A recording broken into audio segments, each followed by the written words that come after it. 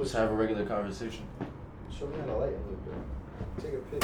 Gotta see if I'm looking good, sexy. No, you can't tell me if I look good, bro. You gotta speak up too. You really gotta like project your voice in this direction. Like actually like Test. That's too loud. No, you're cool. Like really just talk how you talk. Alright, like talk like this? Yeah, just talk. Alright. So, you ready? Yeah, I'm ready. Alright, before music, did you have any other dreams or passions? I had hoop dreams. Feel me? I always wanted to play basketball. How'd that work? Shit, honestly, fucking middle school, me and all my homies that I grew up playing basketball with, like AU and shit, we all went to the same middle school. Right. And we all went to different high schools. And then fucking, like, early high school, sophomore year, I was varsity, you feel me, straight varsity. Right. And the coach fucking with me and shit, because I was like double shirt in JV and varsity, but halfway through the year, he just pulled me straight up varsity and then just stopped playing me. So like 10th grade year, I probably played like 4 or 5 games. And then junior year, feel me, this is supposed to be my year, like I'm supposed to start point guard, all that shit. I was on some bullshit beginning of the year, like coming into practice high. So I understand, but he took it too far because I got my grades right and all that shit. I wasn't failing, I wasn't missing practice, wasn't coming to practice high. And he just stopped playing me. Like the tough competition games, he'd play me, and then we play like some ass people, and I'd be on the bench. Like, and then fucking one game, I ain't played probably like 4 games before that. Like it's probably like just started the season. I'm telling my homies on the team, like if I don't play by halftime, I'm leaving. Like, and then I quit halftime. And then fucking senior year, they asked me to come back. It was a new coach and shit. I played senior year, and then that was just the last. I had a couple D3 offers, but I ain't really want to play. So I ain't played basketball for me, but I fell in love with it. Right? So what age you started smoking at? Like heavy smoking, I say. No, just smoking in general. In general, first time I smoked, I was probably 13. But I didn't start smoking. What was the story? Shit. I'm in with my cousin Ron. Right. My man Brandon, rest in peace, B. We on the way to the Goshen Fair and shit. And I'm like, they sitting like this, me in the back seat, but I'm in the middle, and I'm a young boy. Like, they probably high school, I'm probably like 7th grade, I would say. Right. So they smoking and shit, and I'm just like ping-ponging the blunt back and forth. And I just hit it once. And they said I don't remember, I blacked out. But they said I was at the fair tweaking and shit. And I started heavy smoking like 10th grade year. Like, so like 15? Yeah, like 15, 16. Alright. How you feel about ghostwriters? I feel like you get credit for it, there ain't nothing wrong with it. Being an artist has nothing to do with writing the music, it's just how you perform the music. Even me myself, I write some songs that I know I can't perform because I don't have the voice to perform it. But if I had the opportunity to give it to somebody, I'd be completely okay with ghostwriting. So you think that? I don't think there's nothing wrong with ghostwriting. Yeah, that's what I was getting at. I don't think it takes away like right. So say Kendrick Lamar made a song for me, right, and I rehearsed that joint, use this song. Does that take away from what I can do with my penmanship? I don't think so. No. But if he got the better idea at that point in time, then it's better than Yeah. Yeah, I understand. All right, give me one quote that changed your life. You miss 100% of the shots you don't take. I love that quote. It's one of my favorite quotes. What make you like that quote so much? There's the truth in it. Like nothing about it is false. What do that relate to you about, like in life and what in basketball? And everything. You know what I mean? Like, if I'd have never went out of my way to show people that I did music, I'd have never been here making music.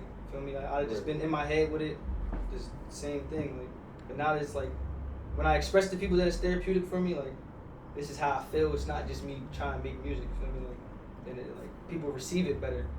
I mean, they don't see it as like, oh, it's just Miles fucking around making songs. Like, nah, it's just Miles like he about to tell us some shit. Like, so who your most influential artist of all time? Who influenced you the most ever? Did I listen to or just who, general? No, just in general overall. Who influenced you the most? Shit. Like whether you didn't listen to him, like I like Biggie, like, but I don't listen to Biggie, but I look up to him. You know what I'm saying? Fucking, I'm gonna keep it a beam with you, Lil Wayne. Like, since I was a young boy, I could recite probably 1,000 Lil Wayne songs word for word. If I hear the beat, feel me? Like, hear the song, I'm gonna go in with it. So that was the one that just taught me how to the flow of the song. Feel me? If I could go with Lil Wayne, what he's saying, I could write what the fuck I'm saying. And then just my cousins and shit telling me to keep pushing it and everything. All that shit. But my inspiration, I say J. Cole, DMX, cause they open up, they tell you how they feel, and it's not no like saturated rap shit. Right. So let me ask you a question: is music getting better or worse? From when it started to now. In terms of what, like lyrically? No, just like, do you See, like you music can't- back then more or like now more? The You see, sound like, of it. I didn't live back then. Feel me? So I'm living. But you heard music. I hear, you heard yeah, Big yeah. Papa. You heard Yeah, but I Tupac. don't know what it's like to be back then listening to it. You feel me? And it might have been a different feel. Cause I know what you mean though. Cause I listen to some old shit and I'm like lyrically like they fucking niggas over there like today. Like, Right. They're not saying nothing, but today's music, like you look at Uzi and how he got a crowd, like he not really saying nothing but rage, but it's something about that shit that you gotta get the people. I be going for the females. If my mom told me that shit, like I always like every song I make, my mom has to like the beat. Cause if you don't like the beat, you're not gonna listen to what I'm saying. So it's like that's my go-to. Like I pick the beat, then I go in, I listen to the beat, whatever the beat's telling me, how it's making me feel. That's how I vent on the track. Like, I don't write to the beat. I write.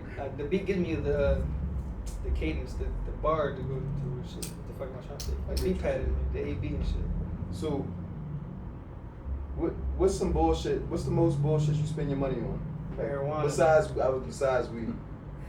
Besides weed.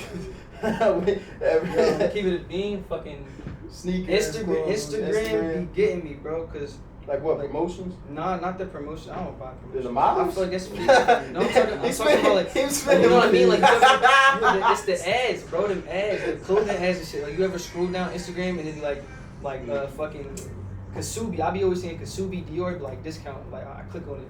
Then I'm like, oh shit. Then I like, it'll just keep pinging all this extra shit. Like, so I'd say just dumb shit. Like, I just bought these pants, bro. I got them for $30, but I don't need them. I feel you. It just be, I got it. I see it. It's the urge to do it real quick. So who the hottest rapper out right now? Young Thug. Wow. I don't, everything he drops is just grease. I don't know. Not lyrically, he just make the best music. I feel like. Lyrically, J. Cole the best rapper ever. I agree with that too. So what's the hardest part about being an artist? Hardest part about being an artist? Fucking trying to take what somebody else wants, like paint somebody else's picture, but your own way, cause like I don't know, and like taking other people's criticism and shit. I'm not big on music videos. I feel like it takes away from what my song's supposed to do. My song's supposed to paint the picture for you to have your own vision. Feel me? Like my music video should be the white screen. But, So let me ask you something. Do people treat you differently before the music or after the music? Like, do they treat you different? like everybody, or Do like some people?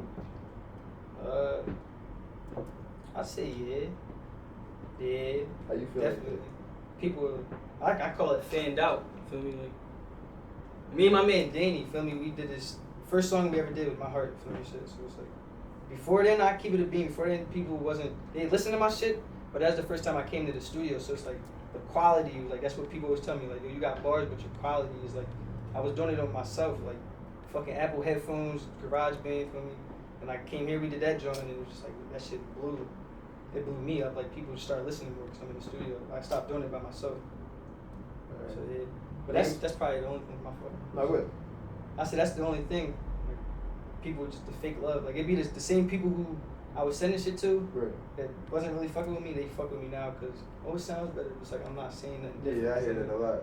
Like I tell the same stories over and over and over with my music. Like you can, if you really pay attention to it, you'll hear it. But I just try to tell it a different way. I call it people being fanned out. I made a whole song about this shit called Fanned Out. All right. What's your most toxic trait?